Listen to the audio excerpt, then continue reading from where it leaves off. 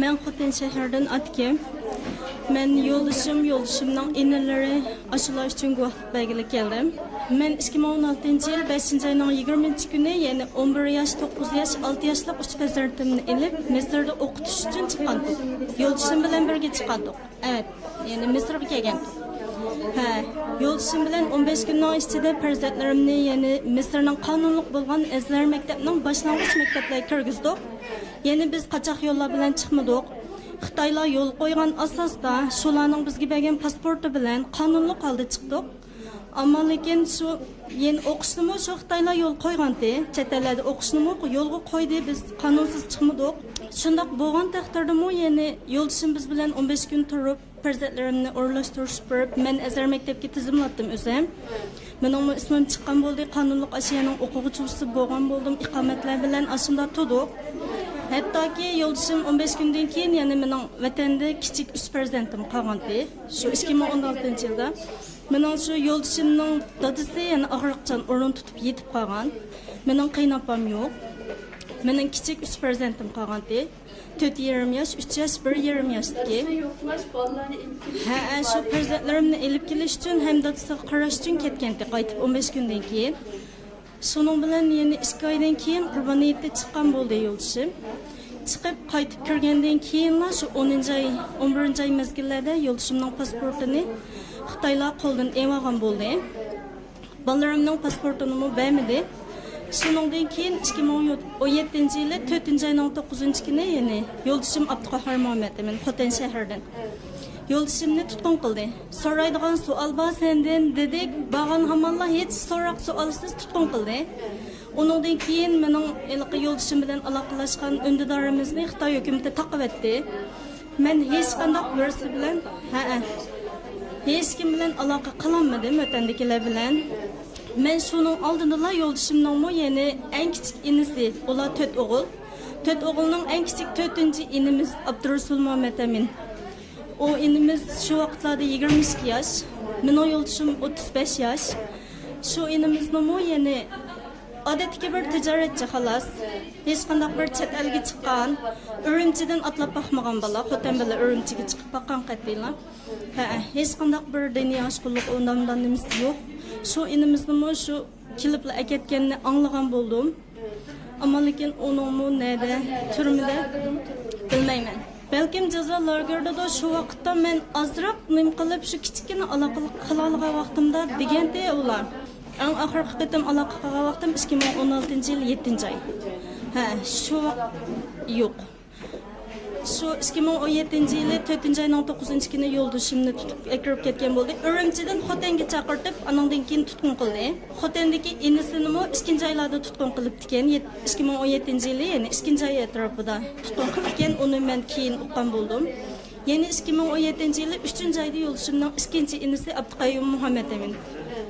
O inimiz yani 31 yaş, 30 yaş şu mezgillarda. O inimiz odatdagi bir tijoratchi xolos.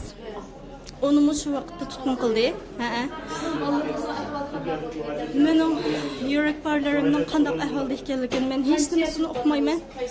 Shu 2016 yil qolgan vaqtda cho'ngi 4,5 yaş, birisi 3 yaş, yani eng kichigi 1,5 yaşda qolgandi.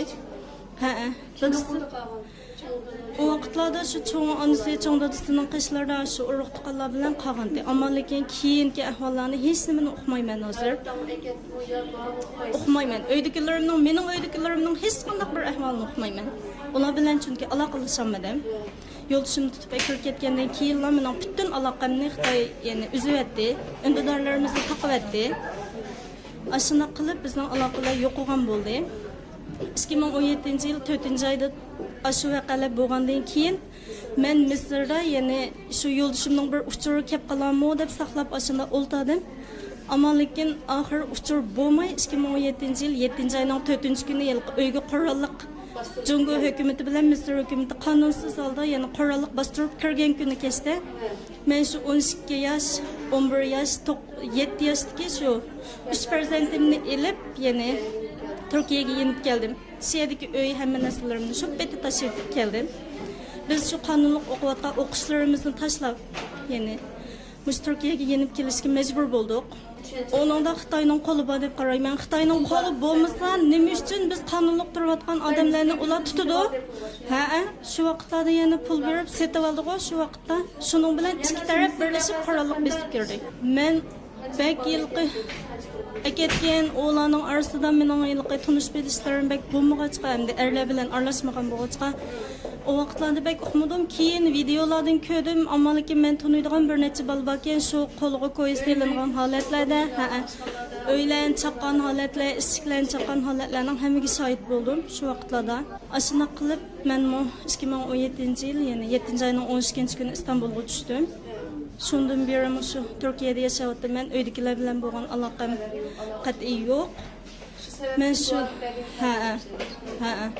xalqaro huquq inson huquqlari tashkilotlariga, Amerikadagi har qaysi cho'ng tashkilotlarga, bolalar huquqlarini qo'g'dash tashkilotlariga hammasiga deydiganim, biz bir Uyg'ur bo'lganligimiz uchun o'zimizning zamonida o'zimiz yashamadik. Ya'ni Xitoy bizga dunyoda ko'rilmagan shunchalik bir zulmni qilyaptiki, ya'ni nomus qilmasdan xalqaroning oldida hammasini yolg'on deb bizni terrorchi deb ko'rsatyapti. Ammo lekin Xitoyning hammasi ochiq yolg'onchi, ashular o'zi terrorchi.